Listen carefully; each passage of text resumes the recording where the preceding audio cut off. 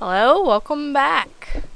I have done my shopping and I will show you what I bought. I bought 2 potions, 2 antidotes because it's nice to have a couple extras. Potions because sometimes your white mage will die on you and you will need those potions.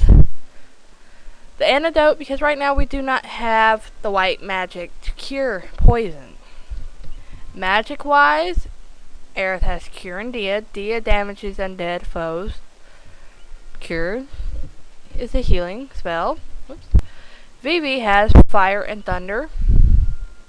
Now there are actually 4 spells per shop per level. You're allowed 3. I decided not to buy the third spells on either of them because I really didn't need it.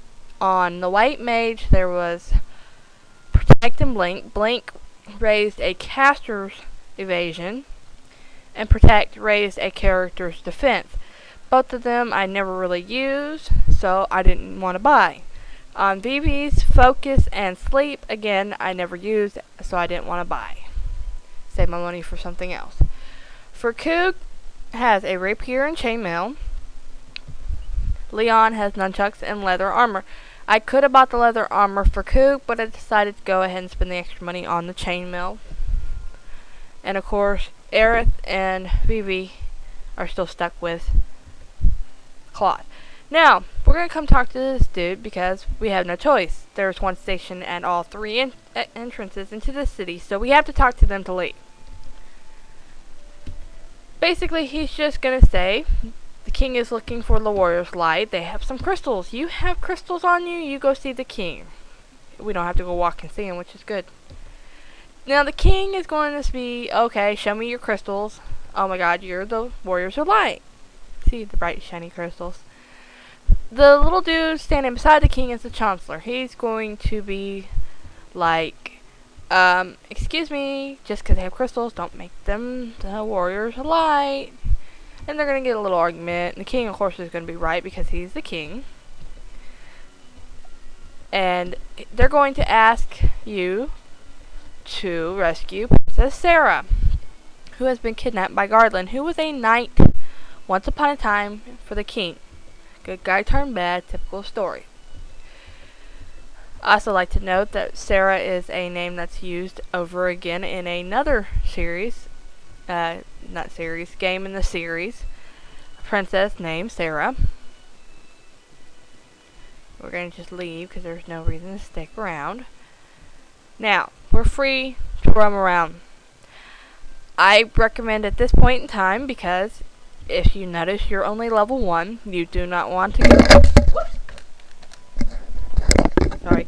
You do not want to go near Garland as a level 1. He'll wipe the floor with you. I recommend 3 or 4. I usually go as level 4. And I usually end up ranking again once I get there and come back. So I'm going to stop here for a moment and I'm going to rank. Alright, we're back. I have ranked up to level 4 on each of my characters. As you can tell, that's a pretty good jump in life and magic. I also bought a few more antidotes and potions and a sleeping bag, which will partially restore your party's health, but it can only be used outside of dungeons. You cannot use it inside. So now we're going to take the long trek to Chaos Shrine and defeat Garland. So basically, you take a left and you go. The counter rate in this game is very, very bad. There are times that I will go 5 steps and counter a battle and then turn around and encounter another battle. Alright, to my left is, I believe, the Earth Shrine, which is a bonus dungeon in the Game Boy version. I will not be covering those bonus dungeons. They're a little tricky. They're confusing and take up a lot more time, so I'm just really going to go through the main story. Moving onward, we will be going north and west to the shrine. Now, before you go see Garland, I suggest taking a left. And actually, while I'm thinking about it, I want to show you the creatures that I have encountered so far.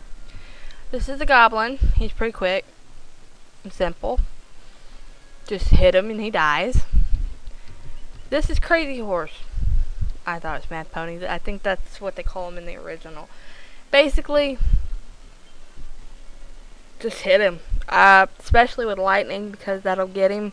Sometimes he's quicker. His evasion is quicker than you are. Especially if you're low level. Notice they don't have very much health. This screen right here shows weakness and resistance. Sometimes absorb. Weakness means if you hit them with it, it does double damage. Resistance means, I think, normal damage. And absorb means it just heals them.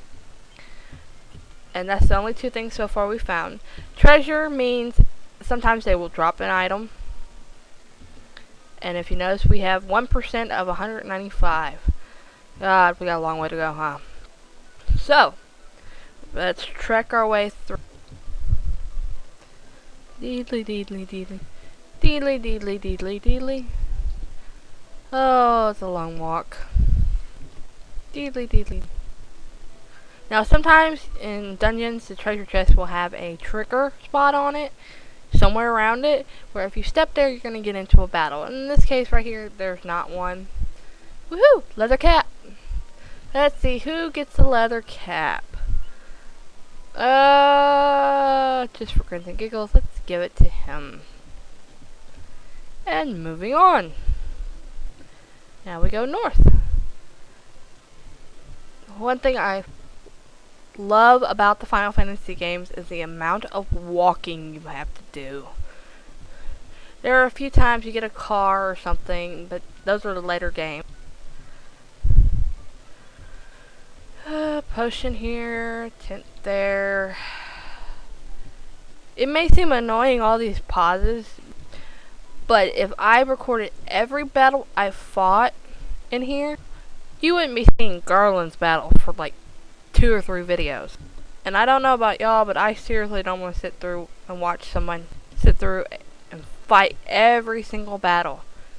Now, this is where Garland is, but I have to make one quick stop back in town because I have a dead person. And whenever you die, if you don't have a Phoenix down, you gotta go back to a town. So, when we return, I will be right back where I am with all my party alive. See ya!